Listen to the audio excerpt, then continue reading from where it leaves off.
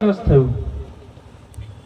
એક વર્ષ પહેલા તમને બધાને યાદ હશે, ગયા વર્ષે આ જગ્યા ઉપર આપણે બધા ભેગા થયા હતા। એ પહેલા 8 તારીખે પ્રશાસન એટલે કે પોલીસ અને અધિકારીઓના ખભે બંદૂક મૂકી આપણી રેલીની પરમિશન અટકાવેલી। એ પણ યાદ હશે કે અટકાયા પછી આદિવાસી યુવા સમિતિએ લડત આપી અને રાતે 10 વાગે મામલતદારને એને કચેરીમાં જ્યાં સેન્ટ્રલ એસી છે ત્યાં એને પરસેવો થતા સહી કરી અને આપણી રેલીની પરમિશન આપી હતી। એ વાત 1 વર્ષ પહેલાની છે।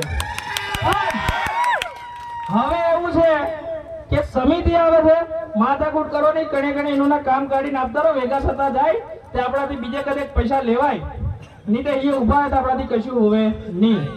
કહેવાનો મતલબ 1 વર્ષની અંદર આદિવાસી યુવા સમિતિએ અને સમિતિમાં કામ કરતા છોકરાઓએ ઘોગંબા તાલુકામાં એક છાંટ છોડી છે કે આવયા હા વાડા છે ને આડી જાત છે, આવયા નમતું મેલે નહીં। અને 1 વર્ષની અંદર ઘોગંબા તાલુકાના આદિવાસીઓને સ્વાભિમાનથી જીવતા શીખવાડ્યું છે।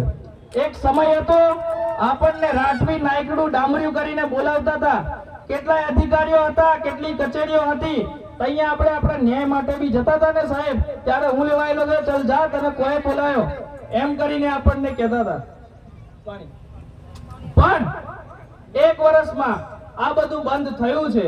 એ બંધ કરવા વાળી અને લોકોને આત્મસન્માનથી, સ્વાભિમાનથી, ટૂંકમાં રાઠવી ભાષામાં કહું કે આદિવાસી ભાષામાં કહું તો ઇજ્જતથી જીવતા શીખવાડ્યું હોય ઘોગંબા તાલુકામાં કોઈને આદિવાસી સમાજને, તો એ આદિવાસી યુવા સમિતિ છે।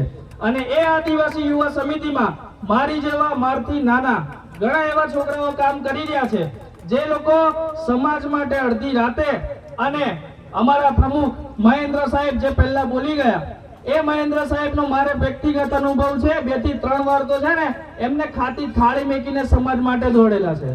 એવા હજારો કાર્યકર્તાઓ માટે એકવાર જોરદાર તાળીઓ થઈ જાય।